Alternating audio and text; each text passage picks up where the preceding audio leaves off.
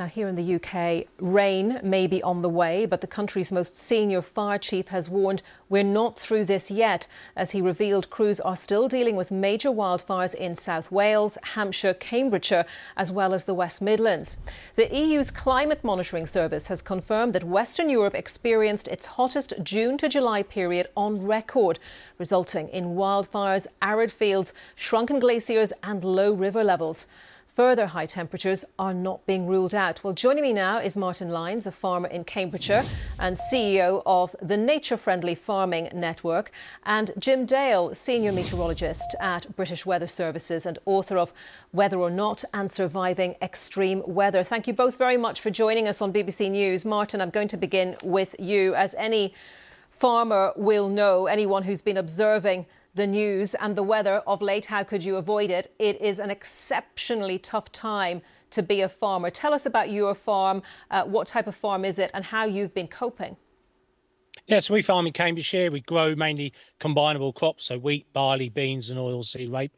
And we've had a record early harvest, but it's been a very disappointing harvest due to the lack of rainfall and extreme heat. And it's not just the crops with less, like the grass behind me and the habitat around me, that's really suffering. So our livestock, where we have sheep, the fodder isn't available. We're having to start to feed some of the provisions we're getting ready for the winter for now. And it's going to have an impact on society because across the farming industry, less produce has been produced. Yeah. Problems now are storing up problems further down the line. Martin, what kind of impact is this going to have on the farm's finances for this year?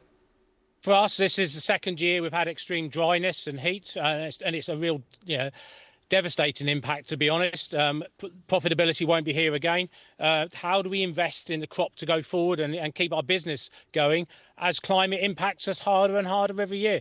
It's becoming extremely difficult to have the confidence to invest to grow the crops and the wheat and the barley ready for next year.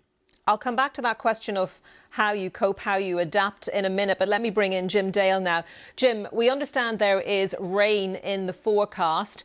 How much and is it going to make an impact given that we've had such an extended period of drought?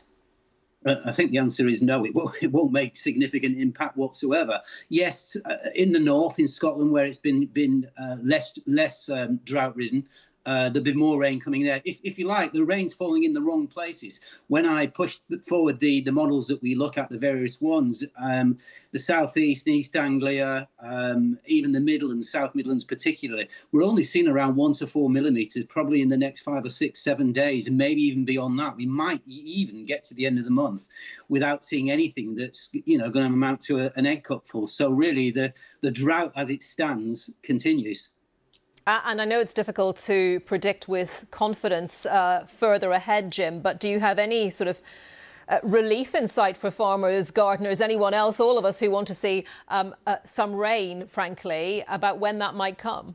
Well, we're on the edge of autumn. Normally we would see more rainfall during the course of the autumn. The catch-22 here, Anita, is very clear, and that is once the back of the drought breaks and we do see what I would call meaningful rainfall, a lot of that is going to come in terms of being very heavy, flash flooding. We got very hard ground. The runoff is going to be straight, wherever it wants to go, the lowest point. And in which case, there's an immediate danger when we see these big downpours come. But I think as the time goes on, as we've seen in terms of what the climate is now changing into, we're seeing wet winters, we're seeing dry summers. I think we can basically say the same menu, perhaps not exactly the same every year, but certainly in terms of the general trend, will remain throughout the next several years to come. So, Martin, back to you and that question of as you try to plan ahead, what can you do when you're thinking about your soil, about the crops you plant, about the livestock that you keep and their food supply? Give us your thoughts on planning ahead for all of that. It kind of goes back to what we've already been trying to do, is improve our soil health using government-funded schemes. In England, it's the sustainable farming incentives to fund us to improve soil health. So when that does rain, it soaks into our soils and stays on our farm and not flushes off down to the rivers and dikes and away. But also change our rotation. We're growing a wider range of crops to try and build some resilience in.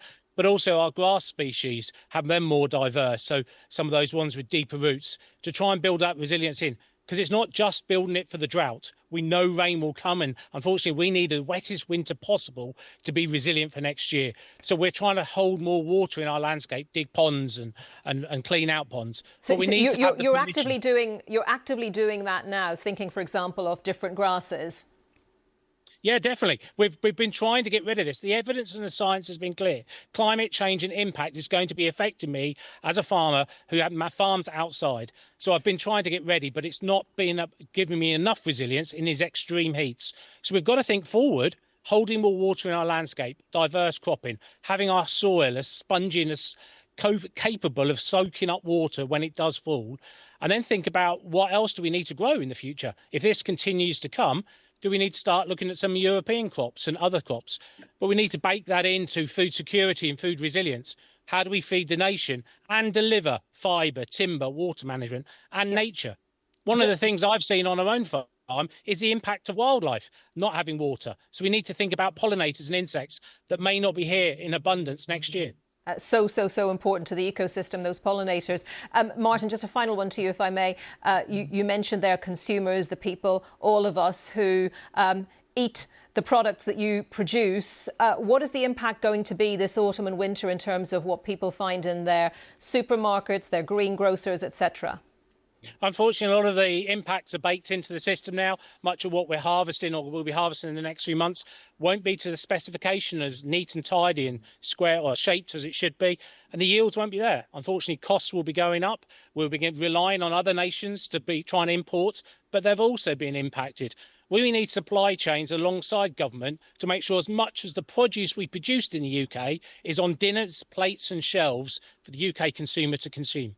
OK, Martin Lyons on his farm there in Cambridgeshire, and Jim Dale, Senior Meteorologist at British Weather Services. Thank you both very much.